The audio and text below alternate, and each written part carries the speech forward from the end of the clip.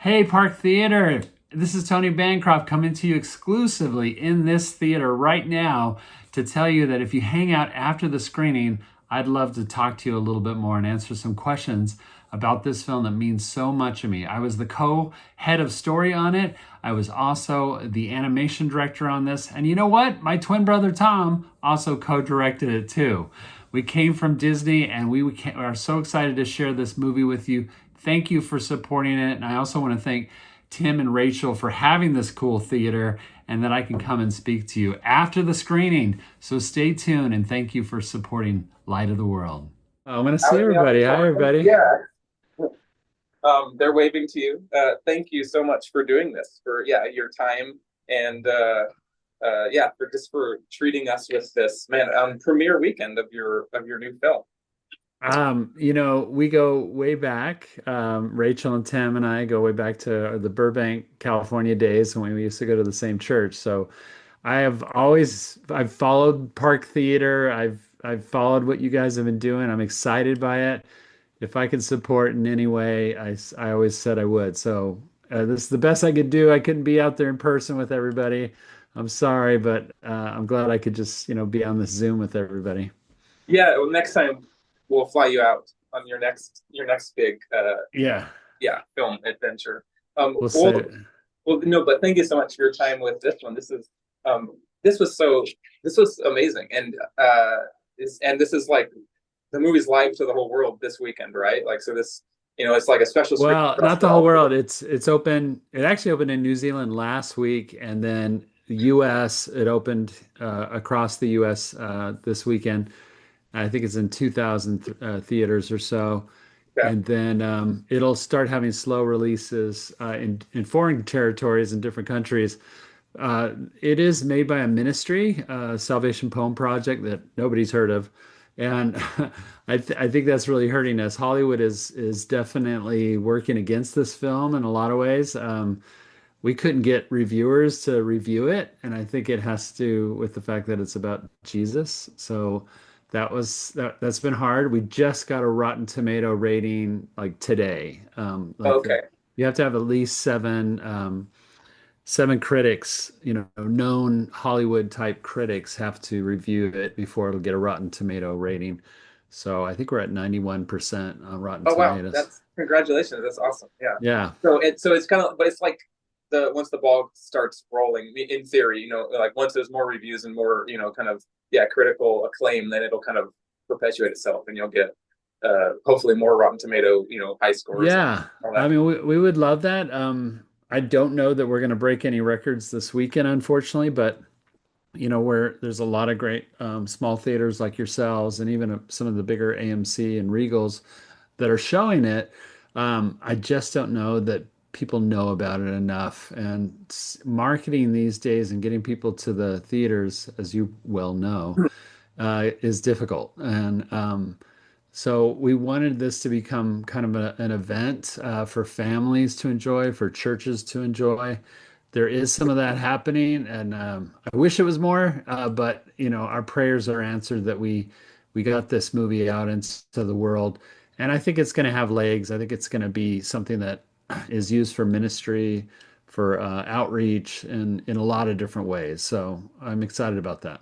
Well, yeah, okay, let's talk about that. I was really struck with how it's going to sound funny, but how good and entertaining the movie is. Like artistically, like the craft Yeah. is there, and you see all the just kind of social media, campaign, or people seeing it over the weekend.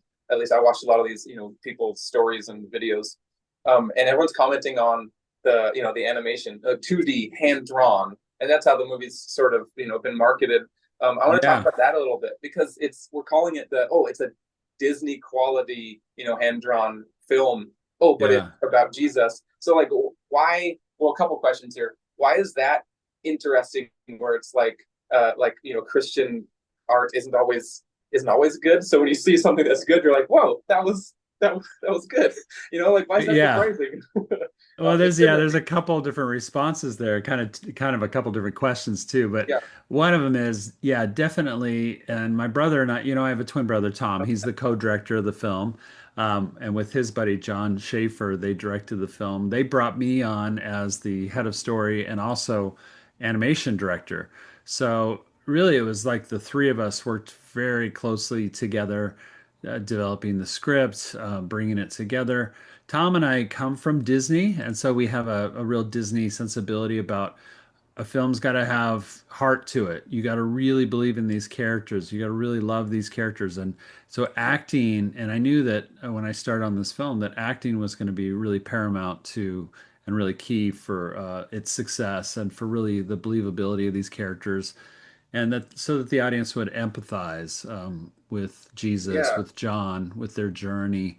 And those are all things that I learned at Disney, having directed Mulan, having worked on The Lion King, Aladdin, gosh, Emperor's New Groove. I mostly yeah, did comedy characters, so I also believe in comedy. I feel like comedy and infusing comedy into this story was really important to us too. Even though we knew that it's going to have some hard, difficult moments, some very dramatic and very emotional moments, especially towards the end. But we wanted to earn that by having some real fun, lighter moments too, especially with John's story yeah, that we don't know from the Bible who John was or how he acted or reacted to things when he was younger. So it gave us some license to kind of invent a little bit. Always we were always trying to be mindful to historical elements and of course biblical elements, anything that we could just pull from text and even like putting pieces together so yeah, that okay, John could have been there at this event, John might not have been there, but it didn't say that he wasn't there. So so we're always trying to make sure that we're trying to be as true and accurate to the Bible while also making a fun story. And it really was our goal. I gotta say, Tim, was when Tom and I first came onto it, we're like, this should feel like a Disney film from the 90s without the songs, And if Disney had made a movie about Jesus, we feel like this would be it. It's kind of a buddy film in a lot of yeah. ways too, because it's about John and Jesus and their relationship. And um, there's just a lot of elements that we like about movies that we felt like it's already a great story. Everybody always says, the story of Jesus, his sacrifice for us, greatest story ever told. And so we knew we had good material there going into it. Right. But then it was just like, how do we kind of turn this into something that's really relatable for people today, and particularly young kids, and Yeah.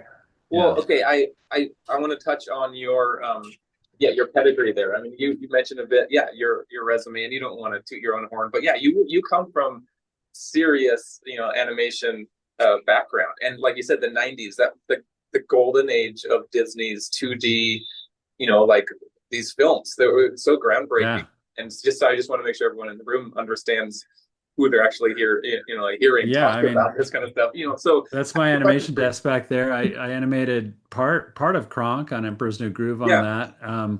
I had another desk at the studio, so I did a lot of Pumbaa. I created Pumbaa, the Warthog, and the Lion King, and Kronk and Emperor's New Groove, and then animated Cogsworth and Beauty and the Beast, and And I'm directed forgetting. Mulan. Yeah, you And directed well, Milan. well, Yeah, and you worked on. I mean, you were an assistant editor on Rescuers Down Under. And like just like yeah, it goes deep. Like so, folks, scroll Tony's IMDb page. Just take a look at what he's worked on. So yeah, quick yeah. question. We'll wait for a minute while you scroll. I wanna ask you. I wanna talk about this film in kind of contrast to those films from a technical animation standpoint. So 2D, obviously. Then you were drawing on paper, Yeah, a camera pointed down like a multiplane kind of rigged, like photographing your guys' drawings. Um, yeah, and nowadays, obviously, we have computers. I'll put a plug here for your guys, you and your brothers podcast, the Bancroft Brothers animation podcast. And yeah. in a recent episode, you guys were talking about kind of the resurgence of 2D animation today, and maybe you guys coined the term tradigital.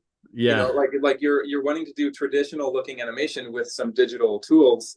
So here's my question on something like Mulan. I heard that you had something like 700 animators working on, just like, things like cleanup and, kind of these technical animation terms. Right. Obviously, on The Light of the World, it's a smaller project, much smaller.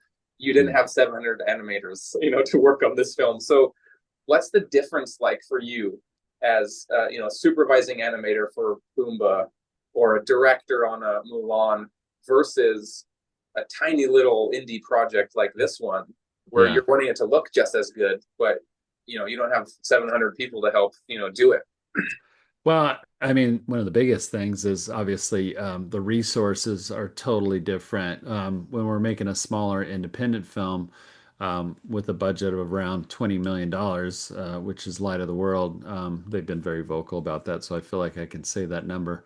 Um, it is different because while that sounds like a lot of money for any individual to go out and have a Yeah, nice weekend, nothing for a movie. it's really, yeah, it is really meager when it comes to an animated project that lasts, 2 to 3 years, employs hundreds and hundreds of people during that time.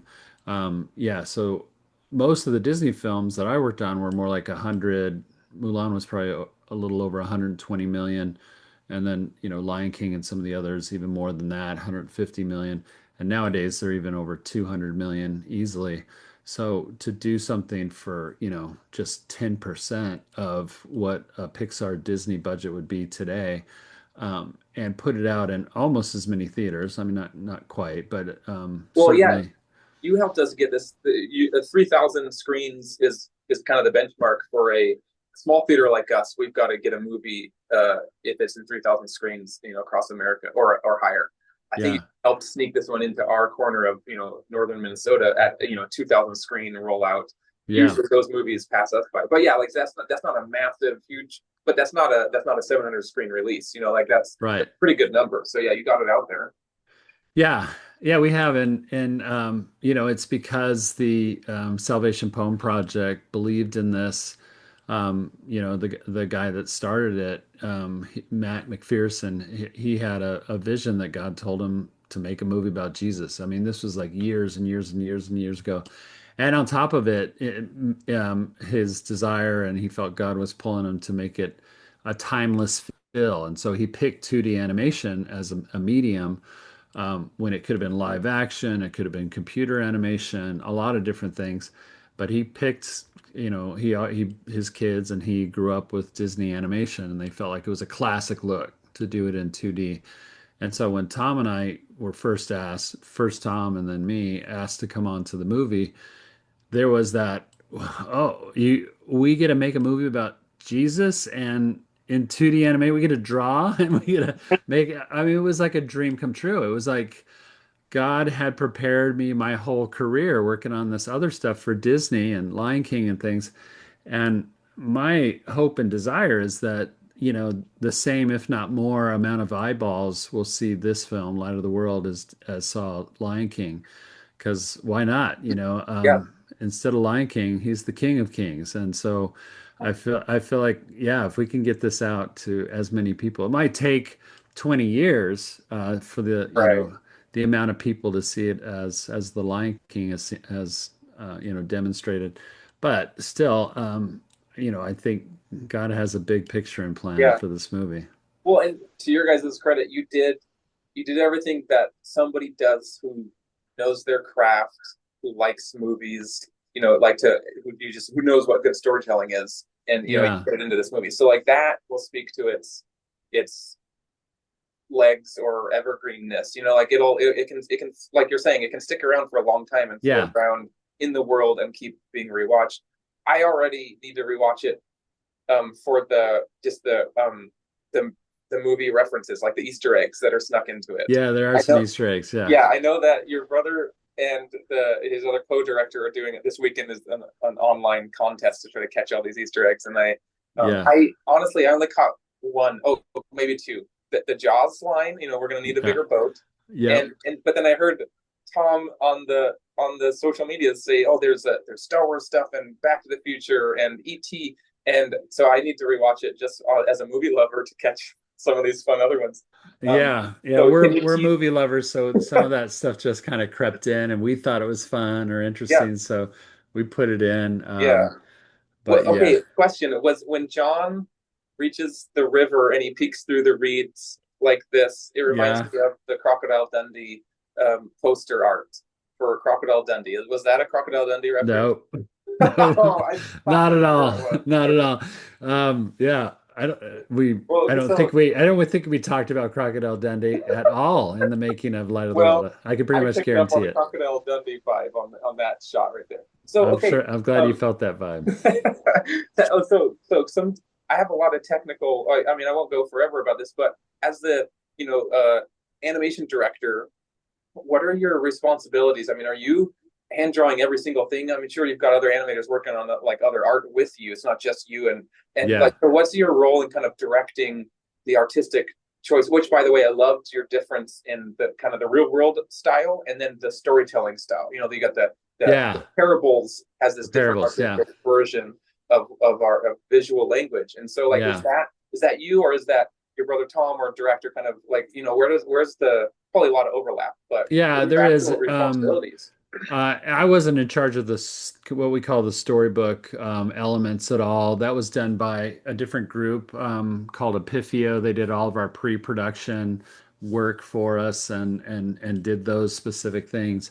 But my responsibility was to work first as head of story was to work with all the storyboard artists Okay. and we had a great team that all came from working on some of the bigger studio projects and had great backgrounds and stuff and drawing storyboards and telling great stories. So they were huge for us to be able to work with.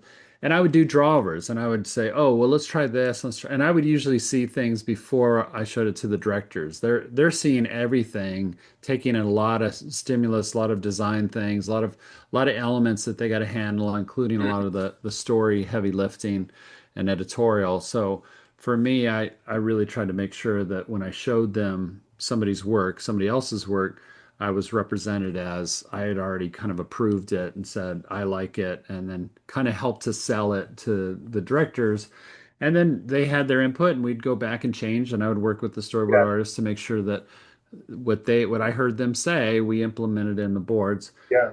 And then ultimately, when the storyboards started wrapping up and we recorded all the production dialogue, then I was over the animation team, which was in Ireland. We had a group called Lighthouse, funny enough, Okay. Lighthouse Studios, and they were in Kilkenny, Ireland. And they had never done a feature before except for Bob's Burgers. Okay.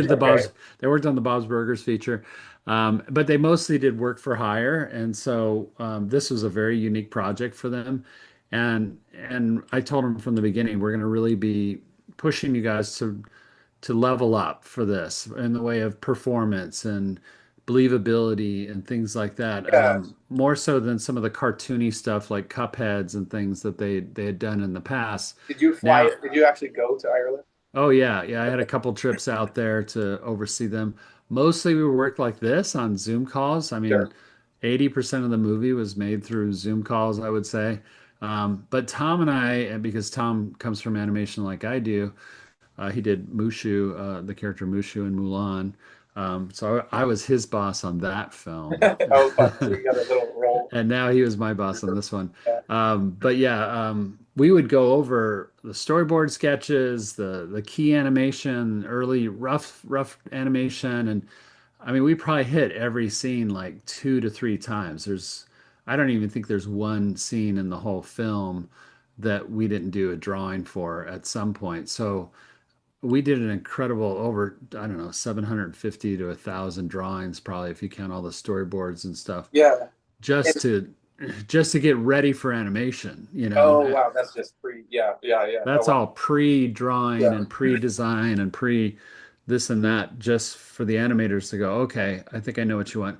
And then on top of it, I did videos. I did a lot of videos where I acted out scenes Oh, right. with just the camera on me recording, and then I would turn those recordings over to them, and it was up to them to kind of, you know, translate what that meant to the Well, and scene. that's a real kind of old school animators technique too, like the '90s, Yeah. like the camcorder guys and the like the all the animators in in the parking lot, like hopping like animals over cones, Yeah. and then to take that back to animate, people like, well, people's movements as lions, maybe, like that. That's a real, like, Yeah. really want to get that life and that honesty into the motion, right?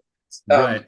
and you could in the 2D analog days, you guys had a certain technique to get movements realistic. Then computers came along, and we got either computer animation that's like 3D spherical heads and plastic kind of people. Yeah. But now, so what's the blending of the two kind of things, like the old style, like you guys wanted to achieve with this film, but using computers? You're still drawing, is that right? But Yeah. drawing on We wax yeah, tablet. that's why we call it tradigital Yeah, animation is that I don't draw on a board like this anymore with reams of paper anymore and a pencil.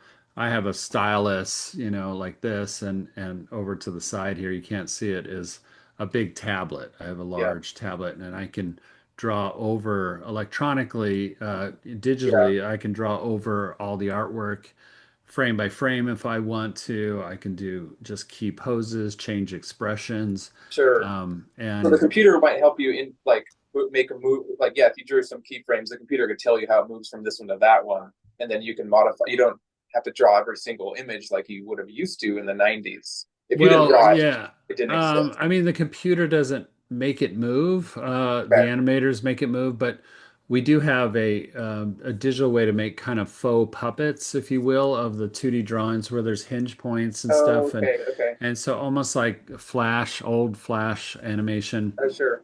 we can adapt. That's why you have some drawings and stuff that look they there's not a lot of change. There's just movement Oh, of right. body parts sometimes, and then just the head is redrawn, or just the hands because we're doing a gesture like this where we're seeing the back of a hand.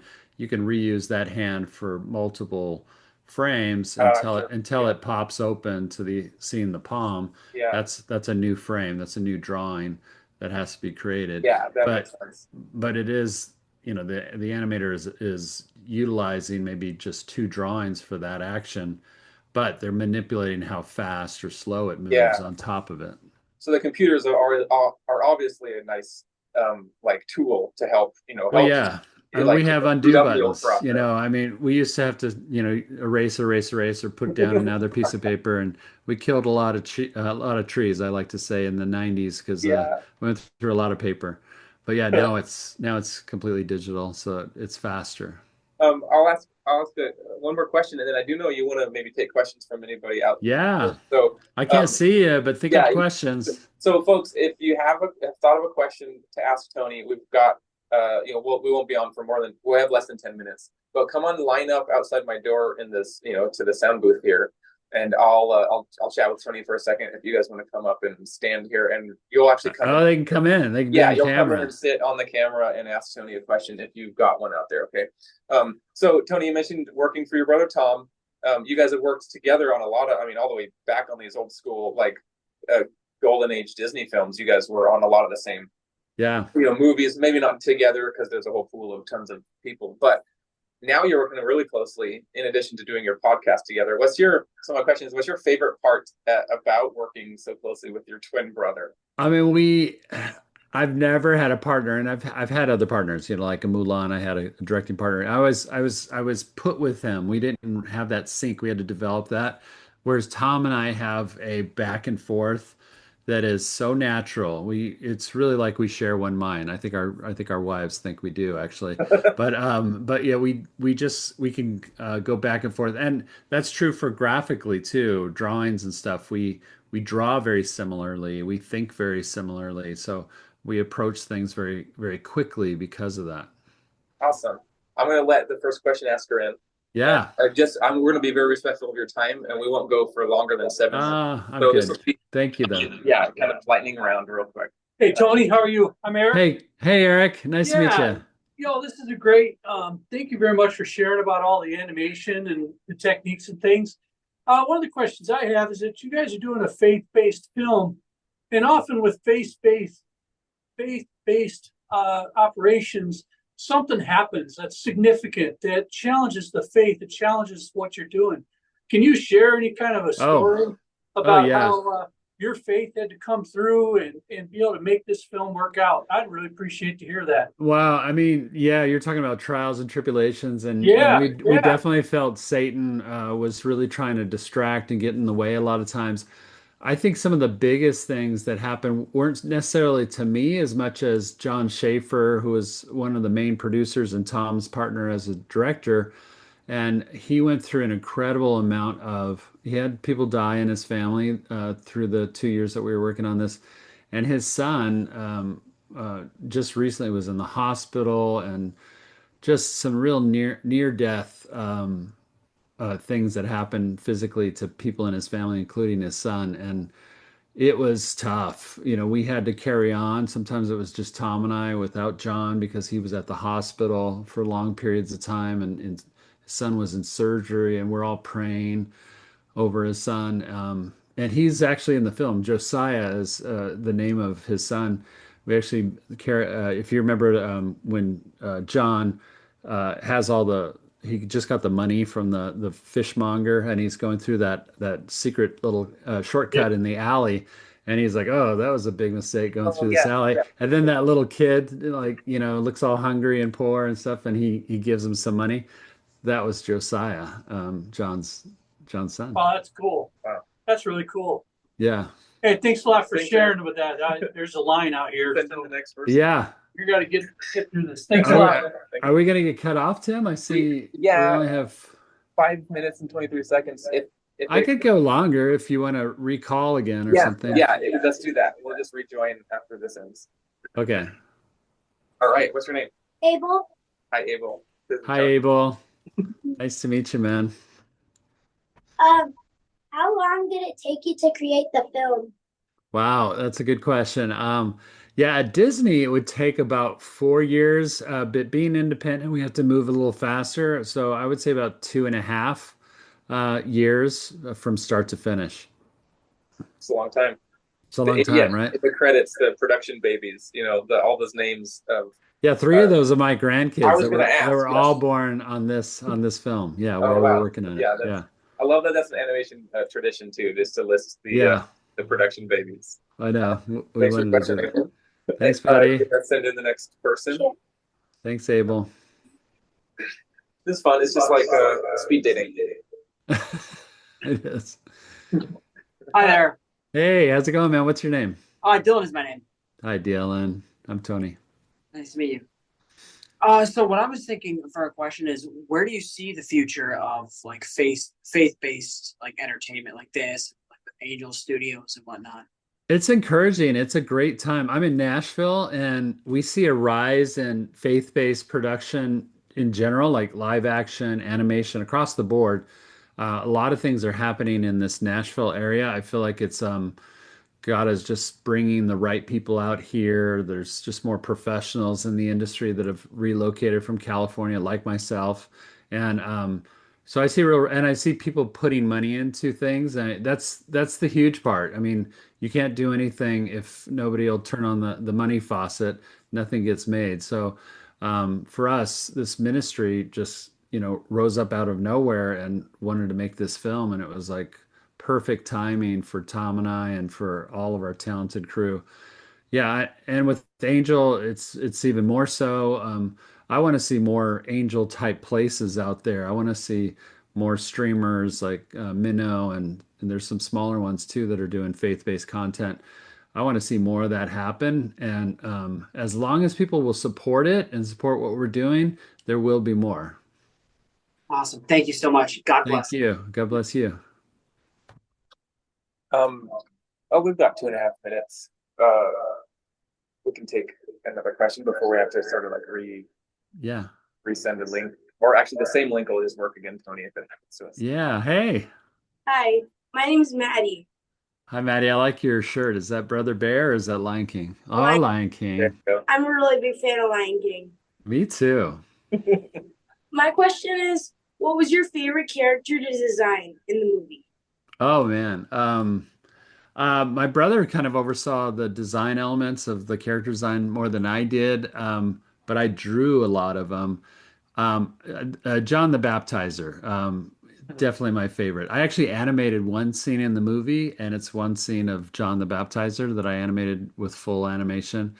I forget what he's saying, but he does a gesture where he's like he does gestures up to the heavens, and then he kind of bows down. Oh Um, yeah. so if you remember that when he's talking Oh, to the cool. Pharisees, it's right before he does the. So you're gonna come in and join us? He pats the water. Right before that line is my scene. Oh, that's Yeah. And then Tom did one scene of it's actually in the trailers, little girl going, "Yay, Jesus!" Oh And she's yeah. yeah, that one. That's my brother's so scene. fun. But yeah, but the baptizer definitely is my favorite. I remember you bought our Lion King posters from our Yeah. yeah, It was like awesome. the posters we have left over after the movies play. Then we yeah, she had to pick up one of Oh, those. We're big well, Lion that's King cool. fans. Well, send it out to me. Tim will give you my address and I'll sign it for you. Thank you Okay, there so we much. go. Yeah, take care. Sure. We have more. Yeah. Less than a minute, but can you do? Yeah, yeah. Actually, last person in line. This worked out. Okay. Hi. Hey, So, how you doing? and it is less than a minute.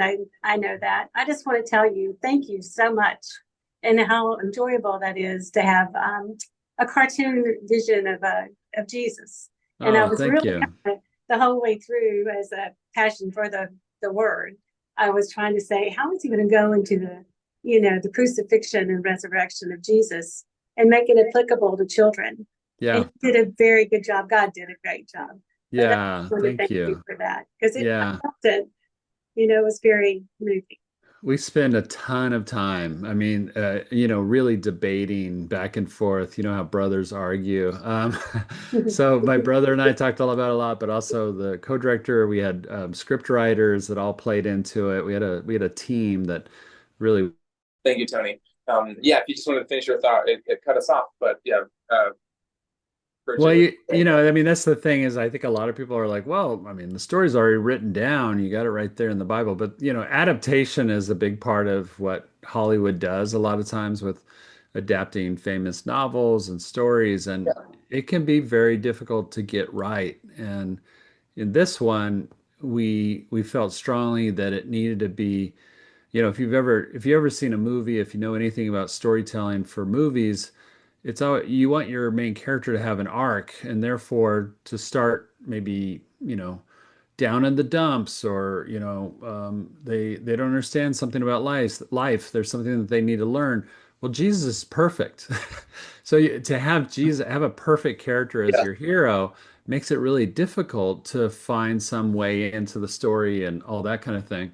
So for us, we felt like we wanted the audience sitting in the audience, hopefully are not all Christians, and so therefore can really empathize and connect with John if we show John to be very young for one, and biblical scholars now say that a lot of the disciples were in their 20s and teens, hmm, and John being the youngest, which is why we make him like 13 to 15, somewhere in there. But he's got to make up his mind about what does he think about the Messiah? Does he really believe that there's a Messiah coming? And then ultimately, is this Jesus that Messiah? So therefore, we had a ways to go with him. He had to really change his understanding of what he thought the world was all about. And we see that too biblically with the disciples, that they largely did not get why Jesus was there. They really did. There was a lot of politics of the time playing into it, but they thought he was there to save them from Roman oppression. right, Not that there was another kingdom that Jesus was talking about clearly, but it just went way over their heads. And you could see from even from our modern perspective, if Jesus was to come today, we'd probably be clueless too. yeah, Half of us would miss his coming because we'd be looking at our phones the whole time too. So, but yeah, I mean, that was the kind of the nut that we needed to crack with this story yeah. was what's our way into it, and how can we make it relatable to young kids, but also anybody that just didn't know who Jesus was Well, and and what he was there for. even from the very beginning, yeah. What's your way in? It was really well. Like storytelling 101 is at the beginning just a character who wants something, you know, like, and it was fish, or, you know, it was paying the tax collector, you know, just a Yeah. really clear, like, here's a kid in a family, and what they need is either to sell those fish to pay this bill, you know, like a really simple kind of Right. like need here. And then, because they're not going to start the story asking, oh, what do I need cosmically, or, you know, for, like, you know, in my soul, like, for, you know, spiritual betterment. Like, they're not asking that question. They're asking a really simple, real world, concrete question. We got to pay this tax collector. Right. And then that leads to the next thing, which leads to the next thing, which is that's just really good storytelling. Like you know, just screenwriting class 101. You know, you just need a character who wants something, and then obstacles that are in the way of them getting it. Because if they, you know, if it's too easy, then there's no real good story there. And Yeah. if there's nothing that is really desired, or there's no real need in a story, then it's kind of just like, oh, well, haphazard things happen. Like, this happens, and then they go to, you know, then the next Right. thing happens. It's like there's no real. That's like slice of life kind of Yeah. filmmaking. I'm not a proponent of that kind of. It becomes more like a documentary, and it just becomes boring and dull. I Yeah. think we always want, you know, I think we're kind of born innately to. I mean, that's why Jesus used story and so much in his teaching. But you know, allegories, all kinds of things. Is because I think as humans we're really drawn to story structure, and we understand bigger concepts in simpler ways if they're brought to us through a story. You know, there was a man that did this, or there was, you know, it's like a tree, and the roots are doing this and that. Yeah. You know, and it just captures our imagination. We kind of lean in when a story is being told, especially if it's told well. Yeah. And that's really what we needed out of this, not just a fact-based, you know, Right. nursery school story, you know, or just, you know, a sermon lesson. No, it needed to be a story that was very visual and that had, you know, real obstacles too, and Yeah. a ticking clock to it too. That's why Matthew, you know, the tax collector, is like, you have 3 days. I mean, and he states that very Yeah. clearly in the beginning. You have 3 days, or we're gonna take your dad to jail. You know, we might as well like pantomime it. 3 days, Yeah. take your dad to jail forever. He'll be in jail. You know, yeah. And we tried to really make that as simple as possible, and that becomes John's motivation is, I gotta help my dad. He'll do anything to help his dad and keep him out of jail to pay those taxes. And so his A to B to C is, oh, well, we got to fish.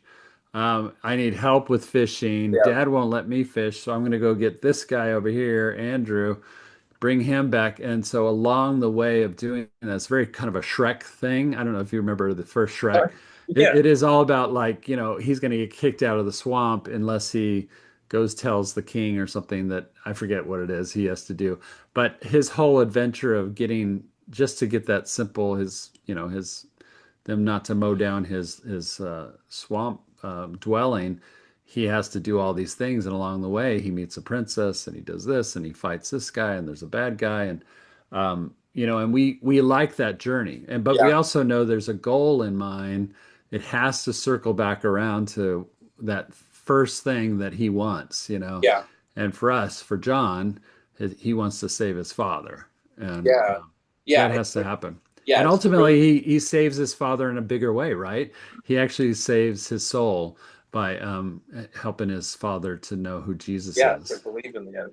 One thing I especially liked in this story, like that journey you just described, is all these folks along the way who encountered Jesus. Like Jesus had, like the man, you know, whose feet gets healed, or the blind Pharisee who gets his sight. You know, like there's these shots in the movie that are kind of like the close up of that character, and you just kind of see that, like, you know, it might be later, you know, in another scene, Jesus is walking by, and there's that person who encountered him in a way that was unique to just them, and then we get to see on their face, you know, their drawn animated face, Yeah. kind of what their thoughts maybe are in with regards to this Messiah that they've heard so much about. You know, like like that was really cool for me, where the story went really personal, not just in the characters that are the main cast, you know, at the front of the story, but these side characters. The guy who was blind and who's now has his sight. There's a shot of him later, you know, of actually just kind of like, there's just an unspoken thing there where there's something personal that happened in that person's life. Yeah. And then throughout the whole movie, there's all these people who have now this little personal thing that happened in their life as a Yeah. result of just the one journey that we're taken on. That's just a really beautiful way to tell that type of story. Yeah. And along the way, like, yeah, you're talking about like the Roman centurion that, Yes. has his servant. I mean, that's a biblical story that we're able to reference, but we also wanted to make him, he represents Roman authority and oppression, but he has a change too. So we see him at the end with the cross at Jesus at the cross. He's the one that's helping to push up the cross. But you can see he doesn't believe in his job anymore. He believes in Jesus, and he ultimately is the one that has the line, which comes from the Bible also. He truly was the Son of God. And so he's now changed also. But So we see that Jesus had an effect ultimately on breaking down barriers, breaking down political walls and all this social barriers, and it wasn't just about his miraculous miracles that he did all the time. It was about his heart and his Yeah. love for people that Yeah. ultimately changed the world. Yeah. And I commend you guys for taking that, like all that stuff, like you're saying, is in the text, and then just so artistically bringing it, to, in like hanging it on a story structure. And there's nothing artificial about, a story about one Roman centurion and then a story about another. It's just, oh, where did my screen go? We're still on, but Yeah, I see you. I don't see you now. Oh, I think I'm here. Yeah, I I feel can like I'm here. click on this. Yeah, back to meeting. Weird. I don't know why it just moved me off the meeting. Sorry. Anyways, it's just like you got, you got kind of just combining elements that are still historical and biblical, and kind of making a beautiful creative execution of well, this could have been the same centurion. Well, yeah, and that's a lot of. Not only does that help from a biblical stance, from people that know the Bible, Christians that go see it are kind of like, oh, like our Pharisee that has the eye problem that Yeah. ultimately gets his eyes healed, our kind of funny guy Pharisee. He introduced himself at the end. This is a later idea, but he introduces himself as Joseph of Arimathea, and that's a biblical character that gave up his family tomb for Jesus to be buried in. And so it just some of those ideas just kind of came out of thinking about different threads that we had started, and how do we connect them more to the Bible, or biblical things that we started that we connected more to some other characters that were related in our Yeah. story, but outside of the Bible. In it, that's a real Disney thing, I think, is that if you have enough time to iterate story ideas and story changes, and you have great source material, obviously the Yeah. Bible is the best there is, then it really became like, how do we have fun with this and also do it all justice, and really bring honor to who Jesus is, um, Yeah. while we're also trying to make some interesting arcs in it for our characters. Yeah. Yeah. Well, just great job at that, because it's not always that well executed. Well, I'll put Christian art in quotes, because it doesn't really have to be only Christian art, but a lot of times when that stuff gets out there, I mean, like music in the 90s, like it's just not always the best. It's not the best Yep. representation of somebody knowing their craft. And here's, you guys are a great example of that. And as one of our question askers was kind of mentioning, maybe there is sort of a resurgence of that now with like somebody like an Angel Studios or The Chosen, like where it's just, this is going to be just good storytelling. So maybe, not that there's not a market for it or hasn't been, and it's not like that market is new now, but as more creatives just go and execute their talents, their training and their God-given abilities in an excellent way out in the marketplace, maybe we can, like you were saying, potentially see more outlets for these types of things, not just. Yeah, and I think I'd be remiss if I didn't turn this into a call to action for all those that are hopefully still in the theater, is that you probably have, parents or friends or cousins or, kids that that you know that would really get a lot out of seeing this movie now that you've seen it. And I hope you do. I hope it happens this weekend. I would love for all of you to go back to the theater, go back to Park Theater tomorrow and see Light of the World again. I know that's crazy to ask, We've but got two showings of it tomorrow, do matinee. you? Yeah. I want to pack those out. I would love for people to pack those out. Here's why. It's that communicates to Hollywood, that communicates to the world success. Is if we can, if there's a draw of people that come out that spend their own good money to support this kind of film, we're going to get more of them. We're Yeah. going to be able to Yeah. make more of them. Like I said, we didn't have a Rotten Tomato review of this film until just earlier today, and we've been trying for that for months and months. And it's only because there's been this influx with the release of the movie that even that happened. Yeah. We're seeing some small changes, but the film, I will say, is not tracking well. That Christians aren't coming out for Light of the World like we were Yeah. hoping they would, Wow. and that's been hard to see that the numbers are so low. We put it Right. in 2,000 screens across the country, and some theaters only have two people coming to see the movie. And so I don't know what it's going to look like on Monday. I know God can. I believe that God can make a miracle. God can make something Yeah. happen, but it's pretty much got to happen tomorrow Yeah. at this point. So Yeah. please tell people about it. Don't tell them they can see it next weekend. It might not be in theaters next weekend. So you have to support it this Yeah. weekend. Yeah. Because, yeah, Tony, what you're speaking to are those hard, cold. You know it. You know it Yeah. more than anybody. Those hard, cold facts of just like the marketplace of what it is. It's called the entertainment industry, and a lot of times that word industry is even more important than the other words. It's just because it's the money Yeah. talks, and the good thing about that. I remember kind of thinking through this and and when I was in college, I went to a Christian university, Biola, studied filmmaking there, and one of the things that kind of became clear then, this was 2001 to 2005, was that in Hollywood isn't really anti-Jesus because they're so pro money. So if if there was Jesus stuff that sold, they'll they'll be all over it. Yeah. Yeah, exactly. They'll make it. And since then, you have studios that have started their kind of 20th Century has their own kind of like the faith-based. It's not Searchlight, I forget what they call it, but they have their little branch of their department that is going to make the faith-based films for for those markets that will buy into it. Lionsgate has one of those as well, and so they do that stuff.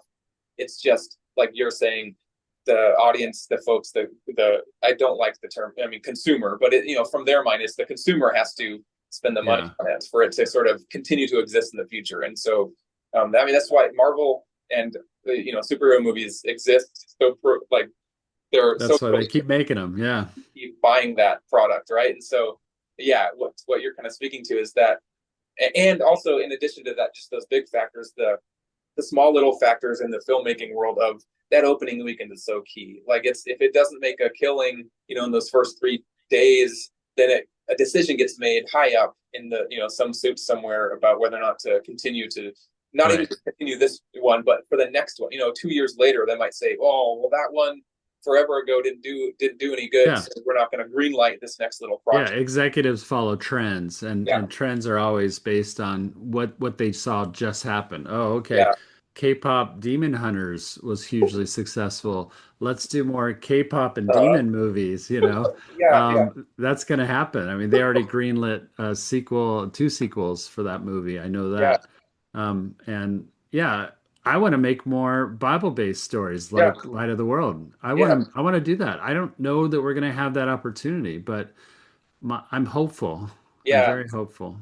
Well, have you seen? Should we wrap it up?